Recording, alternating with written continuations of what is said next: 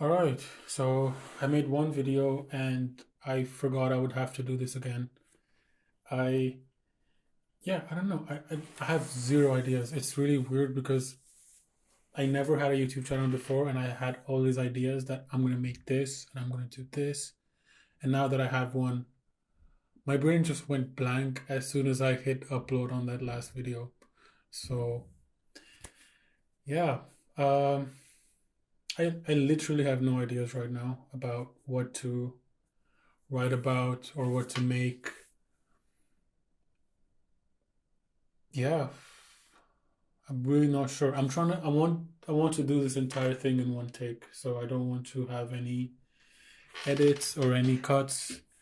I want to see if I can just keep this honest and real. I think those are definitely some things those are some qualities I would want to incorporate into this project.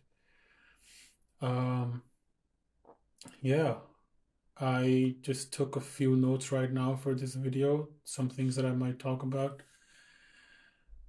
But I genuinely have no idea because I am inherently stupid. Okay, no, that's mean. Um, but yeah, I have my boy with me. Okay, he doesn't say much, but okay, now I just sound like I need medication. That's not good.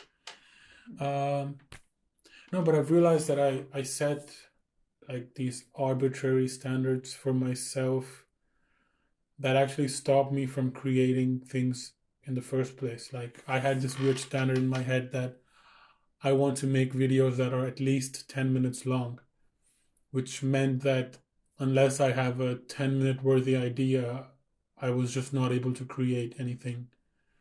And that's kind of stupid because that just means I will not make videos in the first place, or I would make much less videos. And yeah, how can I improve if I am constantly rejecting my own ideas if they don't feel like they would be long enough? Um, if I just feel like it won't cover the 10-minute mark, so I just have to discard this and think about something new. And I guess that's something I learned this week. I'm trying to fix that by recording this video and not really having a plan. And this is literally the first take, and I'm going to upload this no matter what. So this is like I just hit record. I did not do any takes before this. So I'm going to upload this no matter what happens. Yeah. I don't really know where this channel is going. Yeah, one video later, I'm already but I'm not sure what exactly to do, like what kind of content I should make, whether it's like a podcast style conversations or like shorter cinematic philosophy videos or yeah, it's what I've thought about is that maybe I just document myself figuring it out, right? So that's partly what this video is, that I really don't know what this channel is going to become, what this project is going to become. But I will try to be as transparent about it as I possibly can and just talk about what I'm learning as I'm learning. So, yeah, I thought I could just talk about a few things that I've learned this week. All right, I can, he's right here. The first thing I learned was that I give like horrible handshakes, which is a weird thing to learn when you're 24. But um, no, I went to a few events and I met some people, and some of them actually shook my hand that like they meant it, you know. And I realize that my handshakes are just not they're just not strong. They're just like weak. I just like put my hand there. It's just weird. I don't know what is wrong with me besides so many things. Um, but I realized seriously though, I think a good handshake makes a pretty big difference. Like that's what I've learned. I had heard people say that before, but when I met these people for the first time, as I was meeting new people, and they gave me like a firm handshake, good posture, it made a pretty big difference. It set like a more positive image of the person that I was speaking to. So that's something to keep in mind as I go forward. Um, and related to that, like how you speak really matters. So I'm trying to learn how to speak more clearly and like slowly because I tend to get nervous and I speak too fast sometimes, and that's not good. Another thing I've learned is that the people I like the most in public or at work or in like a situation where you don't know people that deeply in general, more specifically at work, because that's where I noticed this. The people I like the most at work are the people that smile the most. And that's interesting to think about. I never thought that would be very important. I would just go to work. I would just think, okay, I have to finish my job, come back home. Not a big deal. Just say hi to people, make some conversations, and get back home. But it makes a pretty big difference when you have people at work who are genuinely in a good mood, or they're just smiling and they greet you with a smile, or that's also important. So greeting people with enthusiasm. Honestly, like sometimes I'm having a bad day and I go to work and there are some people there that are just a bit more positive and they're smiling. It makes a pretty big difference. And yeah, that is genuinely a big thing to me now that I'm realizing that I would love to be that person for someone, right? That's a very cool thing. Um, but you have to genuinely have to mean it, right? You have to be out there, greet people, and make them feel worthy and smile at them. I think that's amazing. And I noticed that that made like a very big difference in my mood. So I'm having a bad day. I meet someone at work and they smile and they greet me or they make a joke and it really turns things around. Like it gives me that little boost that I needed to shake off the negative mental state that I was in. So that's good. Um, Another thing I am learning recently is I'm learning to not put people in boxes or to label them because it's essentially meaningless and you don't really know anything, right? It means it means absolutely nothing to like meet someone for the first time and judge them based on what they look like or what how they speak or what the few pieces of information you have about them. Um, and I'm learning to separate my like these automatic mechanisms in my brain that are maybe like defense. They might be like a protective thing that I'm just trying to categorize people as soon as I see them. But I'm realizing that it's definitely not a good thing and it's not productive and it's just mean. It's not even accurate and it's just like a lot of times I've met people and my brain has put them in a box and then I've had like half a conversation with them and I've realized I'm an idiot, right? Like that was stupid of me to do that. But I understand, hey, I have sympathy for myself to understand like I think it's a protective mechanism. I think it's a way my brain probably tries to protect me to not get hurt or not get betrayed or just be kind of try to feel safe. But at the end of the day, it's just a useless and meaningless mental process that doesn't add any value and it reduces other people who are amazing to like a label in my brain, which is horrible. That's a horrible thing. So I'm trying not to do that. And yeah, I'm trying to just stay open, just meet people and have no opinion. There's a quote by Marcus Aurelius that says you always have the option of having no opinion, something like that. And I'm trying to practice that more in my life where situations, people, places, I consciously try not to form an opinion too soon. And yeah, I think that's a good thing. I think that's a good thing to do. Mm, the last thing that we could talk about is that everything that's happening in Palestine is still happening. The social media thing has, at some level, it's a bit less now, at least from what I've noticed. I'm not on many platforms, I'm mainly on Instagram, but like it has reduced a lot as far as people talking about it, but that is not really reflected in the fact that there is less happening. So everything is still going on. Horrible things are happening.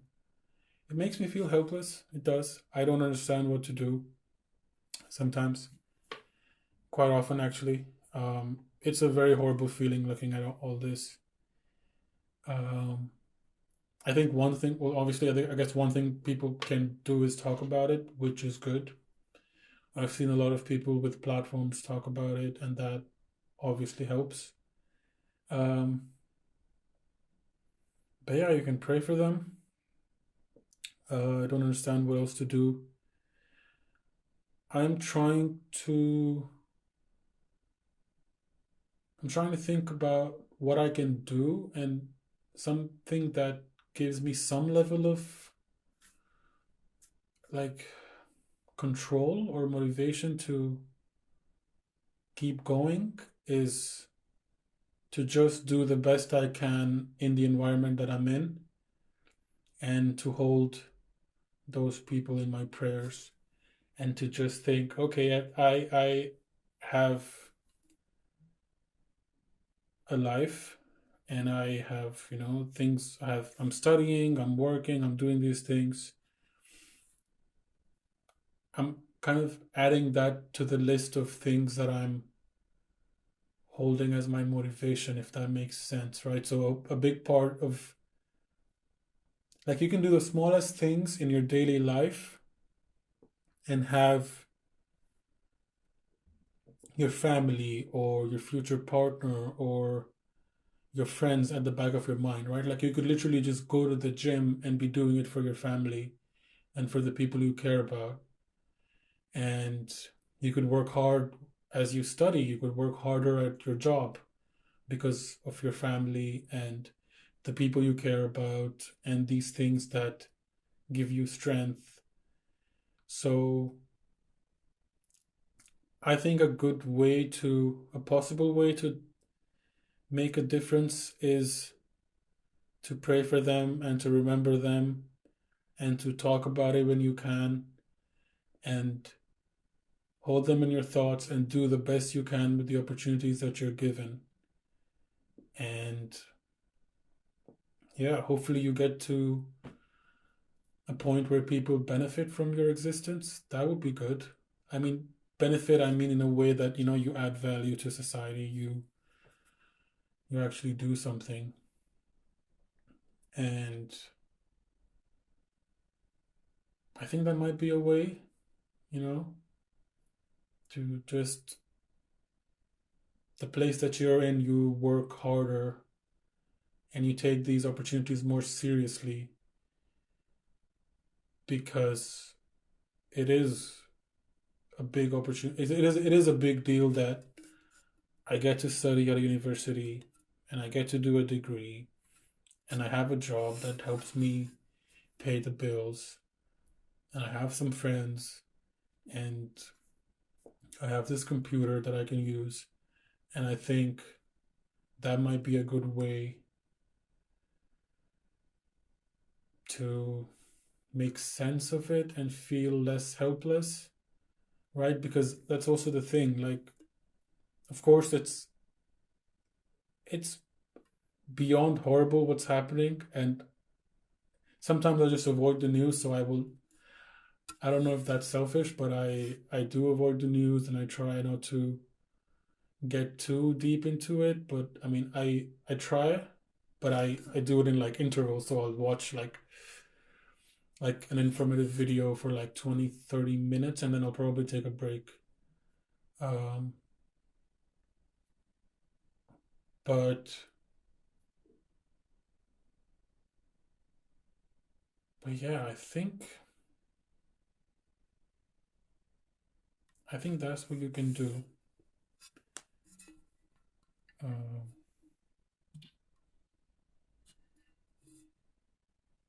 like make the most of the opportunities that you have at this moment. Be really grateful for it because we live in a world that is unfair and these things can be taken away from you. And there are horrible world leaders that do not care. And that should make you angry, and you can use that anger. That should make you sad, and you can use that sadness. And the point that I wanted to make earlier, but I forgot, was that, of course, it makes you extremely sad, and just it really hurts, but you cannot let that pain absolutely destroy you, right? You cannot let that happen because then, yeah, then that's just not what we're supposed to do. Then the pain wins. Then the horrible things win. The circumstances win. However you want to put it. I feel like the sadness and anger you feel by looking at what's happening in the world and what's happening in Palestine is something that should push you towards action. That should push you towards making the absolute best of everything you have around you and to hold those people in your thoughts and to think and pray that you get to be, that you can make yourself into something that would be capable of helping people in need, helping the ones that have no helpers in terms of worldly help, you know? Yeah, I think this kind of sadness should push you into action and not into depression. Yeah, I guess that's what I'm trying to achieve or trying to do with everything going on in Palestine. And yeah, it really sucks. I mean, there's no words for it. I don't know. There are no words for it. And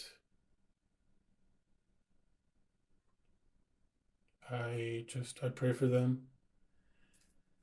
And yeah, I try to bring that emotion into the present moment, if that makes sense, and just try to think, okay,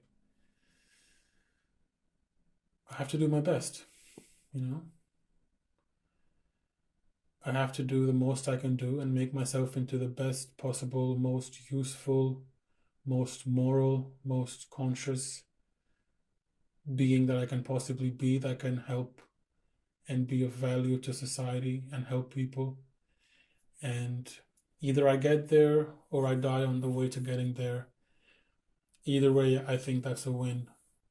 So, yeah, just I think that makes it my main point with this is that everything that you see in the news about Palestine, as horrible as it is, you have to keep going, and you can use that horrible sadness to remind yourself how precious life is and how goodness is worth it, if that makes sense. And yeah, that it should push you towards action in your immediate surrounding. Just, things that are seemingly unrelated, like speaking kindly to your neighbor tomorrow when you run into them. That's something you can do.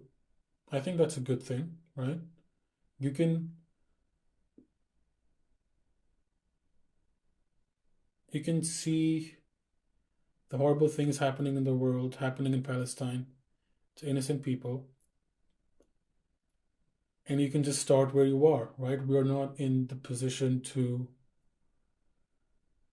just fix everything. Um, so I think that might be something that might be somewhere you could start.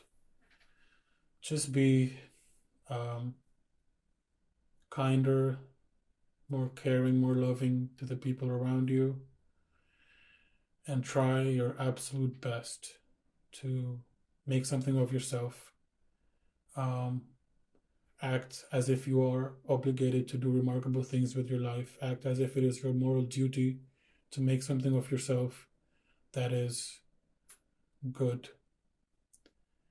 And yeah,